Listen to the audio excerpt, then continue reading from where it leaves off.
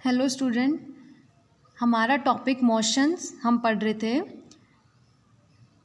आज का जो टॉपिक है वो speed time graph. Speed time graph आपको मैंने पहले वीडियोस में बता दिया था। स्पीड जो है उसे हम मीटर पर सेकंड में वाई एक्सिस पे लेते हैं एंड टाइम को सेकंड में SI unit of time is second is taken on X axis. And the use of speed time graph is the slope of speed time graph at any instant gives its acceleration. We can tell after seeing the graph whether it is a constant acceleration or variable acceleration, uniform motion, non-uniform motion, retardation. इससे हम बता सकते हैं speed time graph को देखने से। अब इसका नेक्स्ट जो यूज़ होता है that is the area under speed time graph gives distance travel. अगर जो स्पीड टाइम ग्राफ है अगर हम उसके अंडर एरिया निकाल लें तो वो हमें डिस्टेंस देता है। Now how to calculate the area of speed time graph. ये आपको बहुत कंफ्यूजिंग लग रहा होगा कि किसी ग्राफ से हम उसका एरिया किस तरह से निकालेंगे। Consider a simple speed time graph. Speed is taken on y-axis, time is taken on x-axis. These are the coordinates on the graph and OA is the slope line. A को आप जब y-axis से match करेंगे तो वो 8 metre per second को show कर रहा है एंड x-axis से जब मैच करेंगे तो वो 4 सेकेंड को शो कर रहा है टाइम को। AM is the perpendicular. यहाँ से इसको मैच करो, आपको एक ट्रायंगल ऑब्जर्व हो रही है जिसको मैंने शेड किया है। ये ट्रायंगल है। अब हमें डिस्टेंस निकालने के लिए फर्स्ट मेथड जो है वो हमें एरिया ऑफ ट्रायंगल निकालना है, OAM. This is a right angle triangle. Right angle is forming at M point. So first method, how to calculate the area of speed time graph. Distance ही देता है area जो होता है speed time graph का, that gives us to distance is equals to area of triangle OAM. Area निकालो इस triangle का। राइट एंगल ट्रायंगल के एरिया निकालने का फॉर्मूला होता है half into base into altitude और परपेंडिकुलर। तो हाफ, इसका बेस क्या है OM. OM की जो वैल्यू है, मैग्नीट्यूड है, दैट इज़ 4 सेकेंड। टाइम के ऊपर है बिकॉज ये। एल्टीट्यूड का जो मैग्नीट्यूड है AM, that is 8 metre per second. इसको हम सिंप्लीफाई से लिखेंगे, तरीके से लिखेंगे तो half 4 second 8 metre upon S लिख सकते हैं सेकेंड के लिए। S से S जो है वो कैंसिल हो जाएगा, 2 से 4 को कैंसिल करोगे 2 into 8 metre comes out to be 16 metre. So इस वाले ग्राफ का जो एरिया निकला वो 16 मीटर निकला and we can say we have calculated the distance travel from this particular speed time graph that comes out to be 16 meter. Now consider the second method for calculating the distance travel from speed time graph. This is again a speed time graph. The time is again taken on x-axis and speed is taken on the y-axis in meter per second. I have not written it here because now you all are able to understand it. OA line is the slope. यहाँ पर मैंने 2 points बना लिए हैं, T1 and T2. T1 जो है वो 2 second को रिप्रेजेंट कर रहा है एंड T2 जो है वो 4 सेकेंड को रिप्रेजेंट कर रहा है। कोई एक पॉइंट ले लिया है स्लोप पे B, इनको मैच करो y axis and x axis से। मैच करने से आपको पता चलेगा y एक्सिस पे जो B की वैल्यू है वो 4 मीटर पर सेकेंड है एंड A की वैल्यू जो है वो अगेन 8 मीटर पर सेकेंड है एंड B जो है उसका एल्टीट्यूड जो n बन रहा है BN, उसकी वैल्यू T1 पे आ रही है 2 second.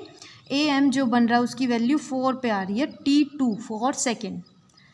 Now the second method, आप इसको देखिए, इसकी जो शेप जो मैंने शेडेड पोर्शन में रखी हुई है, इसकी शेप जो है वो ट्रेपीजियम बन रही है।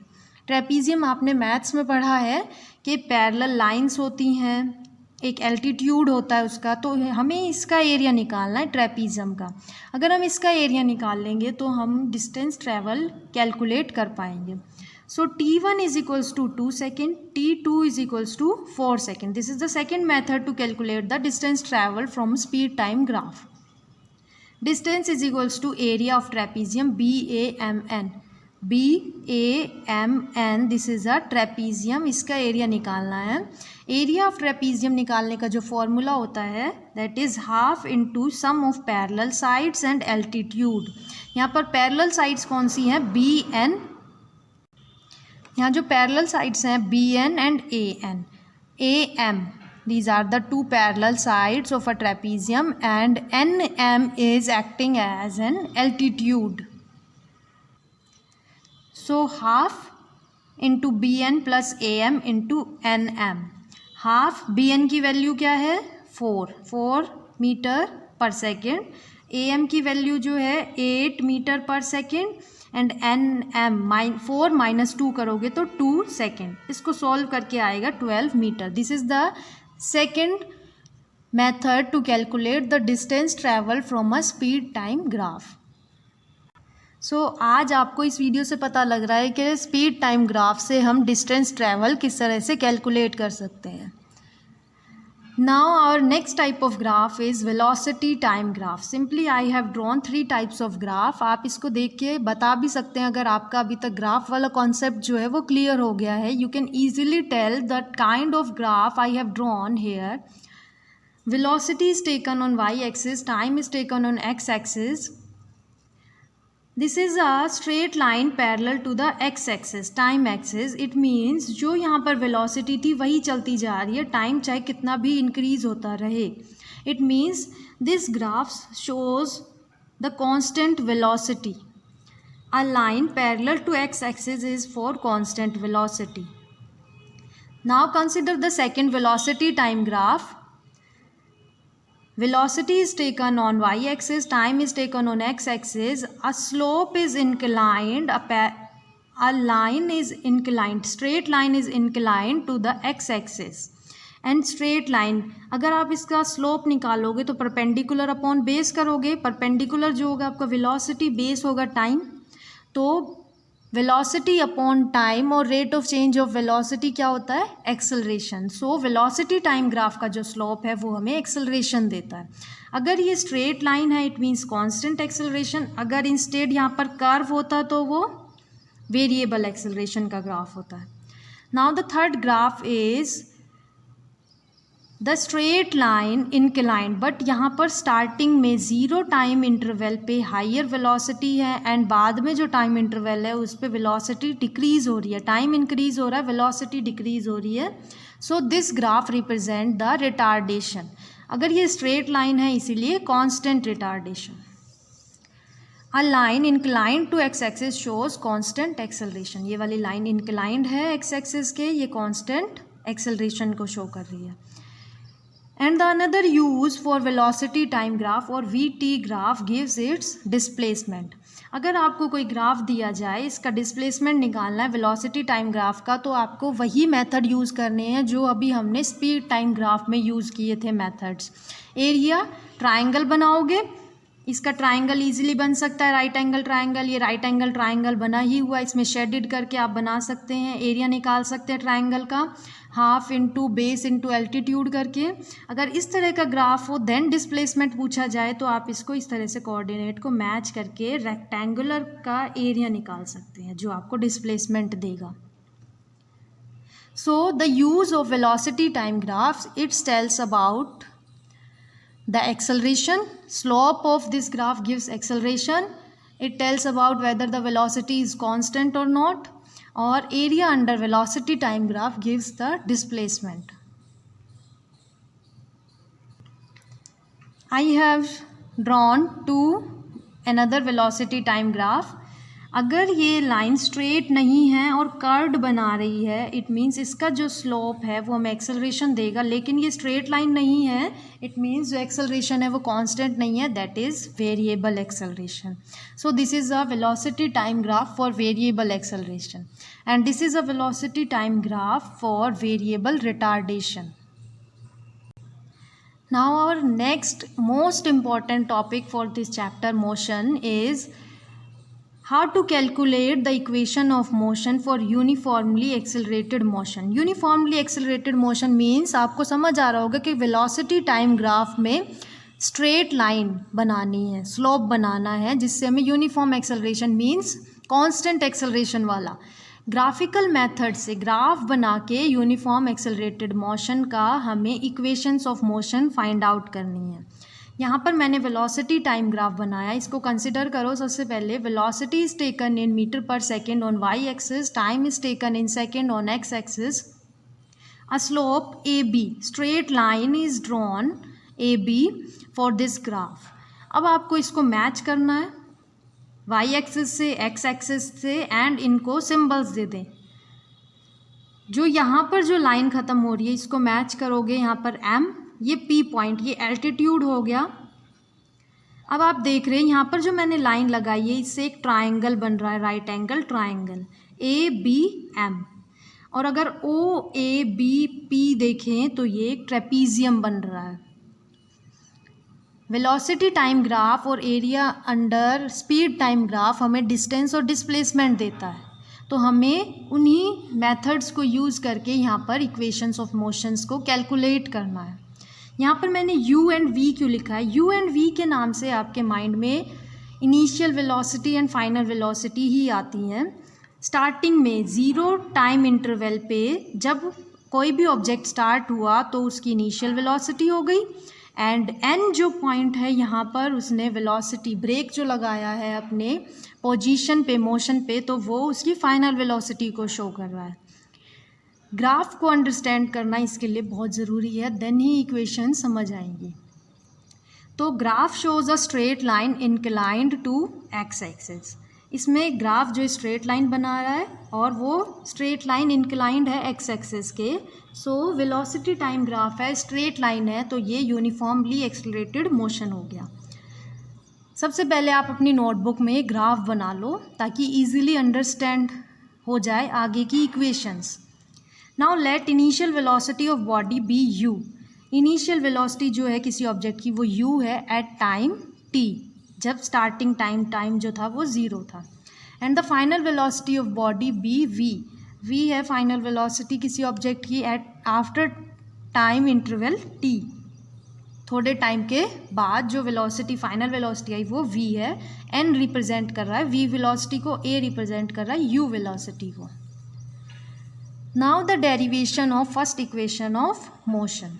Slope of v velocity time graph का जो स्लोप है वो हमें एक्सेलरेशन दे रहा है। मैं आपको ये बार बार बता रही हूँ, इसको याद रखना है कि वेलोसिटी टाइम ग्राफ और स्पीड टाइम ग्राफ का जो स्लोप होता है हमें एक्सेलरेशन प्रोवाइड करता है। सो एक्सेलरेशन कैलकुलेट करने के लिए हमें slope of line a b देखना पड़ेगा। ए बी लाइन का हमें स्लोप निकालना है। अब स्लोप कैसे निकालते हैं? Perpendicular upon base. A b line के लिए हमें ये वाली ट्राइंगल कंसिडर करनी पड़ेगी, इसका perpendicular B M upon A M. So मैंने यहाँ पर लिख दिया एक्सेलरेशन के लिए B M upon A M. अब आप बी एम को देखो, बी एम को हम लिख सकते हैं b p minus m p. B p जो इतना डिस्टेंस है उसमें से हम माइनस कर सकते हैं एम पी को, और अपॉन में ए एम। ए एम की जो वैल्यू है वो आप देखोगे यहाँ पर टी। ए एम की value is equals to o p value, और ओ पी की जो वैल्यू है वो टी है, तो ए एम की वैल्यू भी टी हो जाएगी बिकॉज दोनों पैरेलल लाइंस हैं।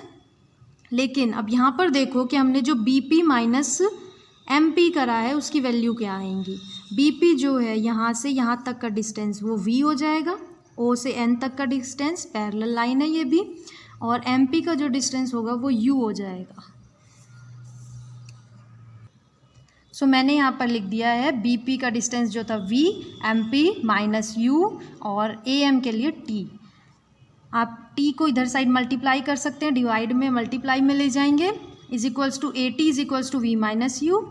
v को अगर हम इधर ले जाते हैं a t minus v is equals to minus u. Now a t को इधर ले जा सकते, किसी तरह से भी आप इसको मूव ऑन कर सकते हो लेफ्ट एंड राइट डायरेक्शन में, इनके साइंस को चेंज करके। एट लास्ट आपकी जो इक्वेशन बनेगी वो v is equals to u plus a t. This is the first equation of motion. We are going to use this equation in the numericals. v is for the final velocity, u initial velocity, a is acceleration, t for time. So first equation of motion is equals to v is equals to u plus at. Now the derivation for second equation of motion. Area निकालना है under we T graph. Area से हमें displacement मिलेगा। सबसे पहले इसने area निकाला है ट्रेपीजियम वाले का। आप अपने ग्राफ में देखो ट्रेपीजियम जो बन रहा है वो OABP बन रहा है। एंड ट्रेपीजियम का एरिया निकालने का फॉर्मूला मैंने पहले डिस्कस किया है, half into sum of parallel lines into altitude. And s जो होता है वो डिस्टेंस या डिस्प्लेसमेंट का सिंबल है। जैसे वी जो है फाइनल वेलोसिटी का, यू इनिशियल वेलोसिटी का, एस जो होता है वो डिस्टेंस और डिस्प्लेसमेंट का सिंबल होता है। So half and parallel lines आप ग्राफ में देखोगे तो OA प्लस BP आएगी एंड एल्टीट्यूड जो आएगा वो OP आएगा। अभी हम ग्राफ में भी देख लेते हैं इसको। आपका जो ट्रेपीजियम बन रहा था OABP बन रहा है, इसमें पैरेलल लाइंस है OA और BP। OA की वैल्यू U होगी, ये तो साफ दिखाई दे रही है, एंड BP की वैल्यू V होगी, यहाँ से यहाँ तक की वैल्यू। एंड इसमें एल्टीट्यूड जो है वो AM भी ले सकते हो या OP भी ले सकते हो, एंड दोनों की वैल्यू जो आएगी वो T आएगी। So by putting the values of OA, BP and OP in this equation we get half into U plus V into AM। AM की वैल्यू T हो जाएगी। आपने फर्स्ट इक्वेशन में देखा था V is equals to U plus AT। Now substitute the value of V in this equation. V की value यहाँ पर U प्लस AT लिखो। सो जो इक्वेशन बनेगी हमारी हाफ प्लस U यहाँ से ले लिया, V की जगह हमने U प्लस AT लिख दिया and T as it is. Half plus 2U हो गए प्लस करने पे प्लस AT इंटू T। अब इसको मल्टीप्लाई में है तो आप इसको कट कर सकते हैं, 2 से 2 कैंसिल हो जाएगा। ये 2 जो था कॉमन था तो यहाँ पर भी दोनों साइड मल्टीप्लाई होगा। हाफ 2U के साथ भी मल्टीप्लाई होगा और T के साथ भी। देन हाफ जो है वो AT के साथ एंड T दोनों के साथ। सो ये इक्वेशन आ जाएगी AT स्क्वायर। इसको कैंसिल करके सॉल्व करके जो इक्वेशन बनेगी हमारी S is equals to UT plus half AT square. This is the second equation of motion. S for distance और displacement, U initial velocity, T time and A is acceleration and again T का square, time का square. We will use this equation also in the numericals. Now the derivation for third equation of motion, again हमें displacement ही calculate करना है। Displacement calculate करने के लिए आपको area निकालना है ट्रेपीजियम का। ट्रेपीजियम वही है, सेम फार्मूला हो जाएगा, पैरेलल लाइंस का sum into half into altitude. So parallel lines वही आ जाएंगे again OA plus BP and altitude OP। इसकी वैल्यूज़ पुट कर दोगे, लेकिन आप यहाँ पर again first equation of motion को कंसिडर करो। V is equals to UT plus AT। हमें यहाँ पर A के लिए वैल्यू निकालनी है, तो यहाँ पर U को इधर ले जाएंगे, V माइनस U, और T यहाँ मल्टीप्लाई में है तो डिवाइड में हो जाएगा। सो A की जो वैल्यू है वो क्या आ जाएगी, V माइनस U। लेकिन हमें यहाँ पर T की जगह सब्सटीट्यूट करना है इसको, तो इसको चेंज कर सकते हो, A इधर आ जाएगा एंड T इधर आ जाएगा। सो दिस वैल्यू को पुट करो इस वाली इक्वेशन में। Put the value of T in this equation, half U plus V और T की जगह V minus U upon A। इसको आप सॉल्व करोगे तो A जो है वो 2 के साथ मल्टीप्लाई हो जाएगा। एंड ये वाली वैल्यू कहाँ से आई, आपने अपने मैथ्स में इक्वेशंस पढ़ रखी है, A square minus B square, जो उसका फॉर्मूला होता है A plus B into A minus B। तो ये U प्लस V है और V माइनस U है, तो इसको हम V square minus U square लिख सकते हैं, और 2A को हम चेंज कर सकते हैं डिवाइड से मल्टीप्लाई में। जो इक्वेशन बनेगी V square minus U square is equals to 2AS। This is the third equation of motion. Note down all the equation of motions in your notebook and learn them, practice them in the numericals. Thank you.